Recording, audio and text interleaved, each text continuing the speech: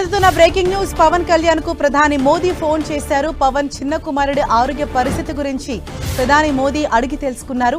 Mark Shankar త్వరగా కోలుకోవాలని ప్రధాని ఆకాంక్షించారు. అలాగే పవన్ కు ధైర్యం చెప్పారు మోదీ. మార్క్ శంకర్ చదువుతున్న స్కూల్లో ఒక్కసారిగా అగ్ని ప్రమాదం జరగటంతో దట్టమైన పొగ అలుముకుంది. ఆ పొగ అతను ఊపిరితిత్తుల్లోకి వెళ్లటంతో అతను అపస్మారక స్థితిలోకి వెళ్లినట్లుగా మనకు సమాచారం అందుతోంది. అతను అస్వస్థతకు గురి కావడంతో వెంటనే స్కూల్ యాజమాన్యం అతను హాస్పిటల్లో చేర్పించి మెరుగైన చికిత్సను అందిస్తున్నారు. అయితే విషయం పవన్ కళ్యాణ్ కు తెలియటంతో వెంటనే ఆయన హైదరాబాద్ కు చేరుకున్నారు.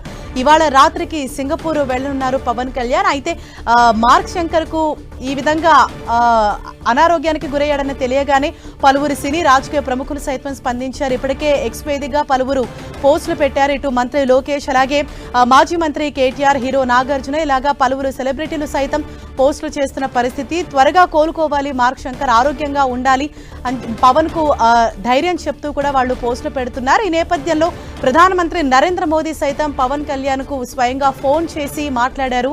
మార్క్ శంకర్ ఆరోగ్య పరిస్థితి గురించి ఆయన వివరాలు అడిగి తెలుసుకున్నారు. పవన్ కళ్యాణ్ కు కొద్దిసేపటి క్రితమే ప్రధానమంత్రి నరేంద్ర మోదీ ఫోన్ చేశారు. మార్క్ శంకర్ త్వరగా కోలుకోవాలని చెప్పేసి ప్రధాని మోదీ సైతం ఆకాంక్షించారు. ఆయన ఆరోగ్య పరిస్థితి గురించి అడిగి తెలుసుకున్నారు ప్రధాని.